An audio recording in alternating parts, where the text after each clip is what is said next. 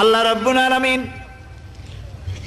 কোরআনে কারীমের ভিতরে নবীজির নাম একটি বারের জন্য নাম ধরে তাকে ডাকেন নাই, বরং তিনি বলেছেন তোমরা পরস্পর পরস্পরকে যেভাবে নাম ধরে ডাকাডাকি করো আমার নবীকে সেভাবে নাম ধরে ডাকবে না।